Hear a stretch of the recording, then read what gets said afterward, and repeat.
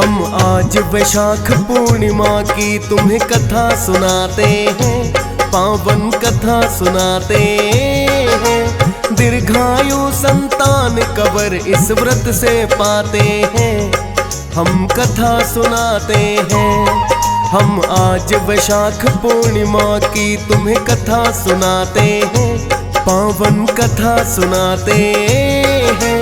दीर्घायु संतान कवर इस व्रत से पाते हैं, हम कथा सुनाते हैं। ये पूर्णिमा व्रत कथा है, सुन कर के पुण्य मिलता है।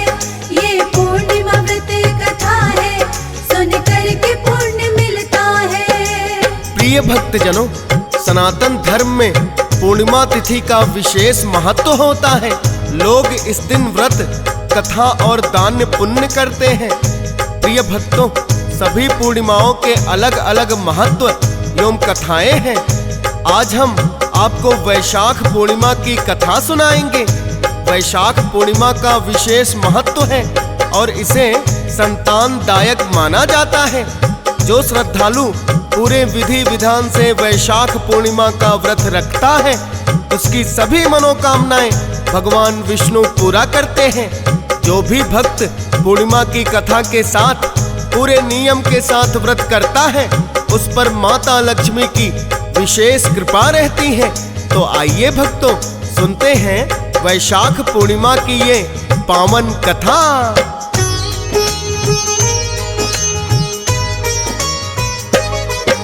द्वापर युग की बात है भक्तों, जो हम कथा सुनाए।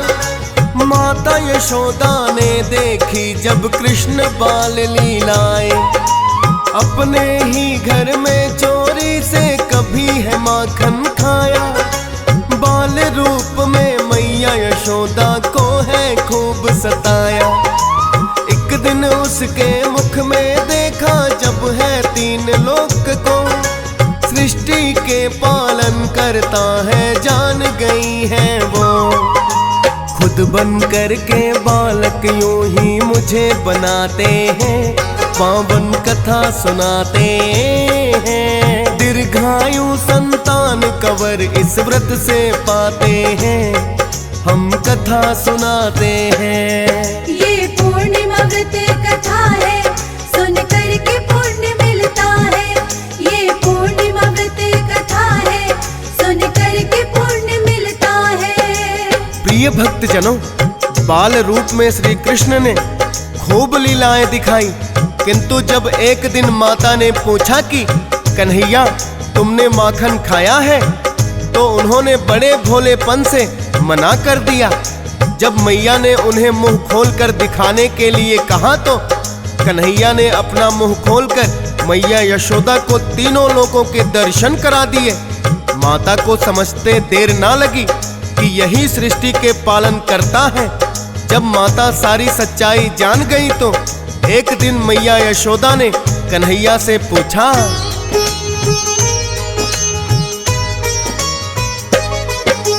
ऐसा कोई उपाय है कान्हा मुझसे आज कहो। मृत्यु लोक में पतिहीन ना कोई भी स्त्री हो, और रहे ना जिस करने से कोई भी निसंतान।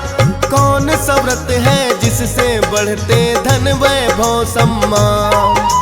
सुनकर मैया की बातें श्री कृष्ण ने यही कहा है। एक व्रत ऐसा मैया वैशाख पूर्णिमा है, जिसको नारी करती तो सौभाग्य प्राप्त हो जाए। निसंतान करे जो व्रत तो सुख संतान का पाए। वैशाख पूर्णिमा का व्रत मैया ऐसा बताते हैं, पावन कथा सुनाते हैं। दीर्घायु संतान कवर इस व्रत से पाते हैं, हम कथा सुनाते हैं। ये पूर्णिमा व्रत कथा है, सुन कर के पुण्य मिलता है। ये पूर्णिमा व्रत कथा है, सुन कर के पुण्य मिलता है। प्रिय भक्तजनों, जब मैया यशोदा ने कृष्णा से पूछा कि ऐसा कोई उपाय बताएं जिससे मृत्यु लोक में किसी भी स्त्री को विधवा होने का भय न सताए और कोई निसंतान भी ना रहे। मैया की बात सुनकर श्री कृष्णा ने कहा, हे माता, ऐसा तो सिर्फ एक ही व्रत है, पूर्णिमा व्रत। महिला को सौभाग्य प्राप्ति के लिए 32 पूर्णिमा तक व्रत को करना चाहिए और पुरुषों को दीर्घायु तथा संतान प्राप्ति के लिए भी इस व्रत को करना चाहिए। और व्रत करने वालों को व्रत कथा का श्रवण अवश्य ही करनी चाहिए। हे माता, अब मैं आपको पूर्णिमा व्रत की व्रत कथा सुनाता हूँ।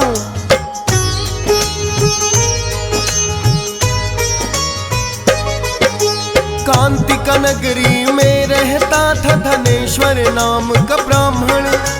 पत्नी का नाम सुशीला था, दोनों थे धर्म परायण। सुखपूर्वक वो अपने घर में रहते दंपत्ति। धन वैभव की कमी नहीं थी, खूब थी संपत्ति।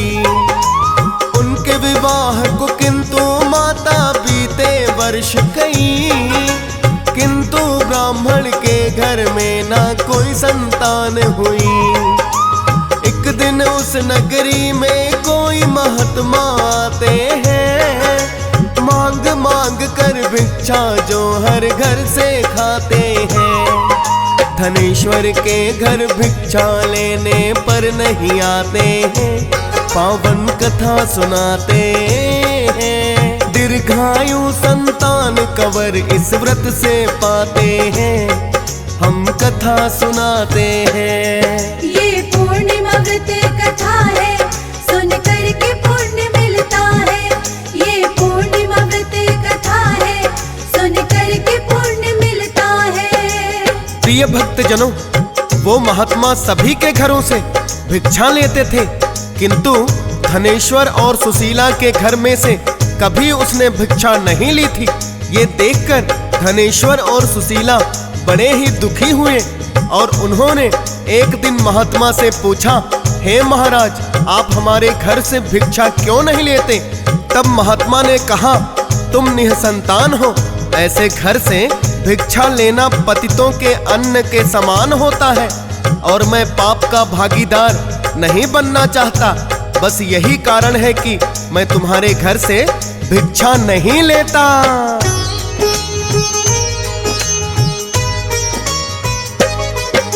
धनेश्वर ब्राह्मण ने साधु से फिर तो पूछा है, हो जाए संतान की प्राप्ति ऐसा उपाय क्या है?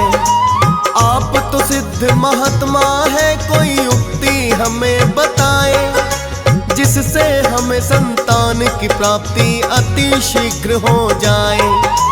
उस साधु ने आंखें बंद करके फिर किया है ध्यान, बोले एक उपाय से होगी तुमको तो संतान। पति पत्नी तुम दोनों माँ चंडी की पूजा करना और निरंतर 16 दिन तक उनका नाम सिमरना। पति पत्नी इतना सुनकर बड़े खुश हो जाते हैं, पावन कथा सुनाते हैं। दीर्घायु संतान कवर इस व्रत से पाते हैं, हम कथा सुनाते हैं। ये पूर्णिमा व्रत कथा है, सुन कर के पुण्य मिलता है।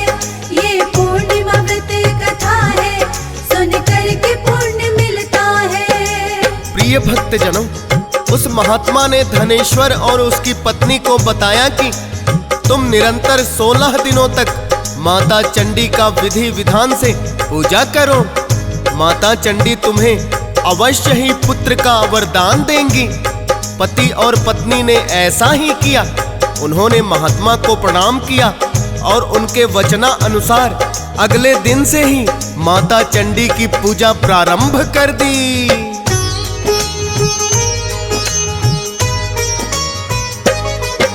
महात्मा ने जो कहा उन्होंने किया है वैसे ही।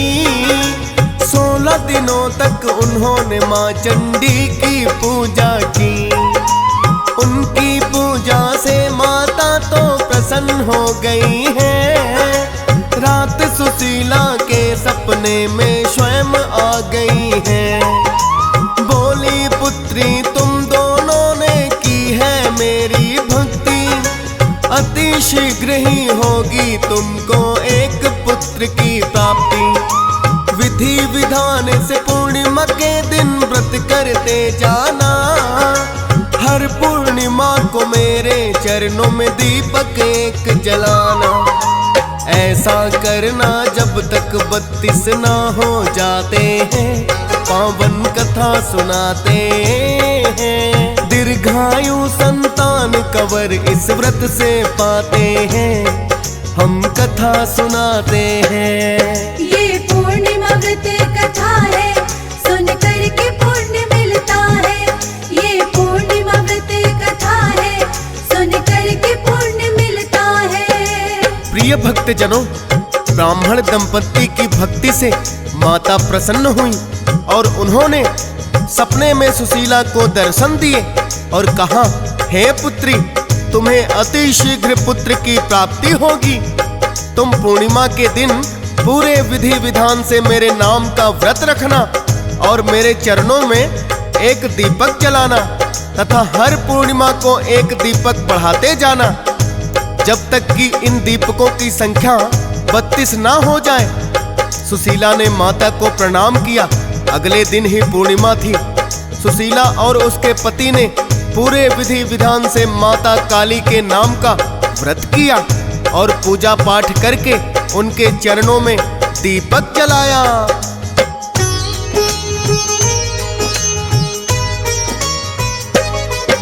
सुशीला के सपने में आकर जैसा माँ ने कहा है, पूर्णिमा के दिन पति पत्नी दोनों ने व्रत किया है।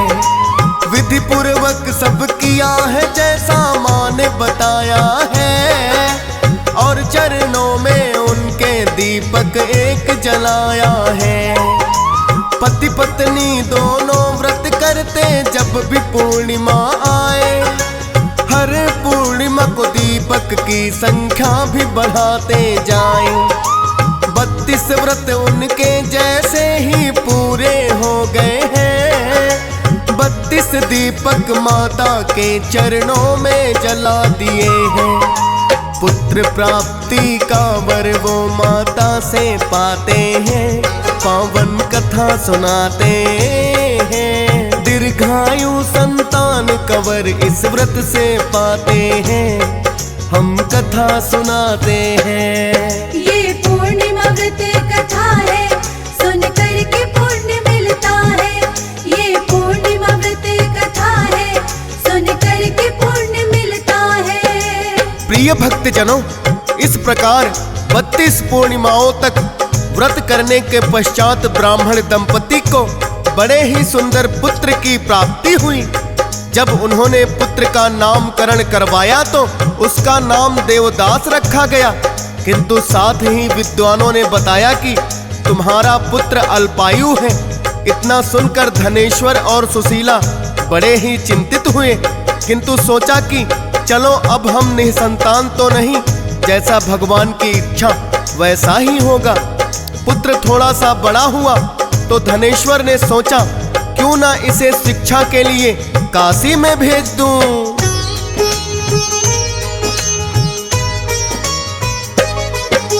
अल्पायु है पुत्र जानकर चिंता तो हुई है, किंतु सोचा निसंतान से तो अच्छा ही है।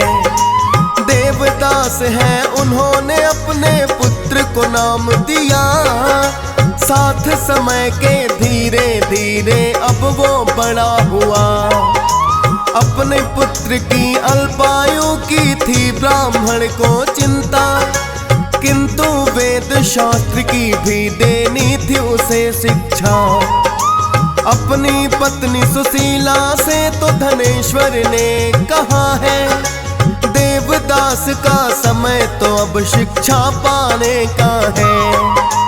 जिसके लिए हम काशी इसको भेजना चाहते हैं, पावन कथा सुनाते हैं। दीर्घायु संतान कवर इस व्रत से पाते हैं, हम कथा सुनाते हैं। ये पूर्णिमा व्रत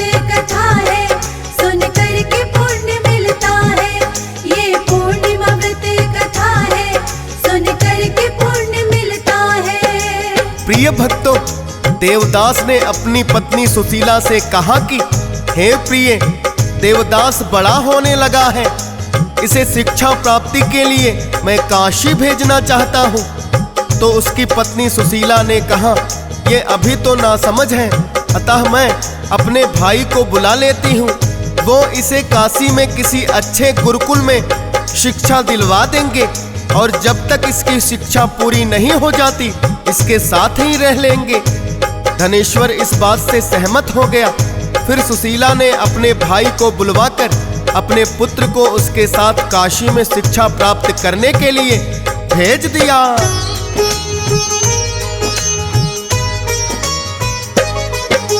देवदास अपने मामा संग काशी चला आता है, वेद शास्त्रों की शिक्षा जो पाना चाहता है।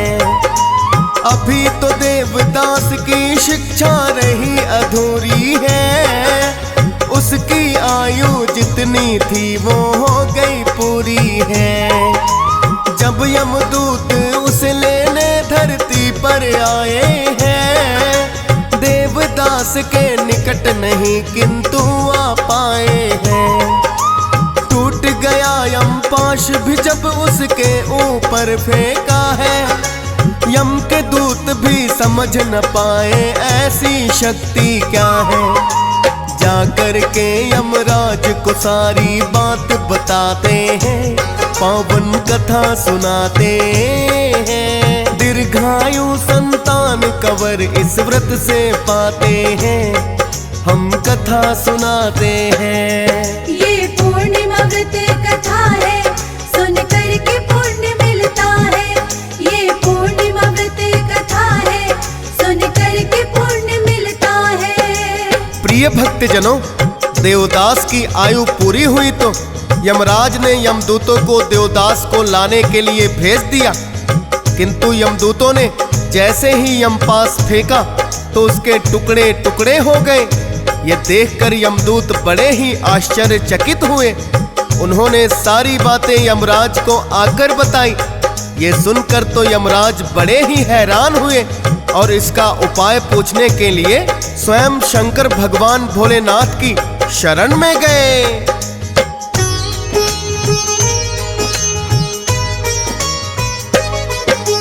भोलेनाथ की शरण में है यमराज चले आए, यमदूतों के साथ हुआ सारा वृतांत बताए।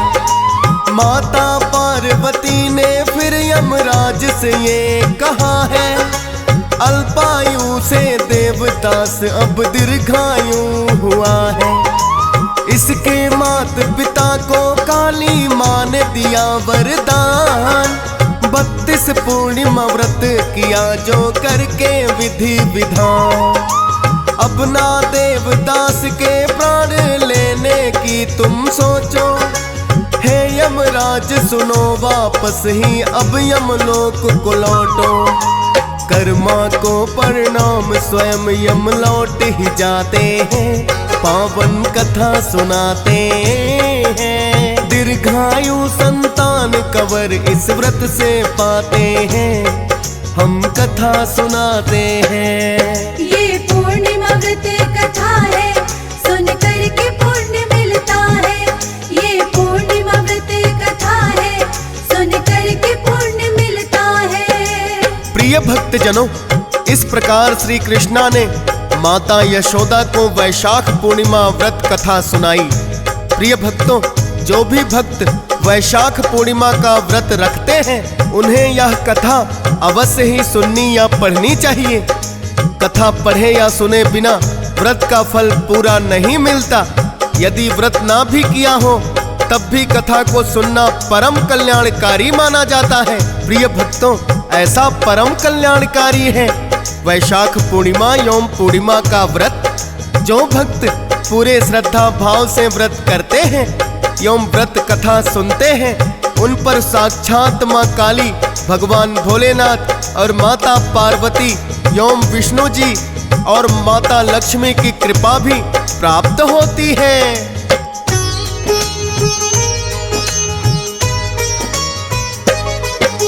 श्रद्धा भाव से वैशाख पूर्णिमा व्रत जो करते हैं, पूजा पाठ के बाद कथा को पूरी सुनते हैं। माता काली उन भक्तों पर सदा रहे प्रसन्न, काली काल को टालने में भी होती है सक्षम। जो भी भक्त व्रत को करते करके विधि विधान, दीर्घायु उन भक्तों की सदा होती है संतान। DS पाल ने व्रत कथा का कर दिया है वर्णन, श्रद्धा भाव से सुनता जिसको हंस राज रलहन।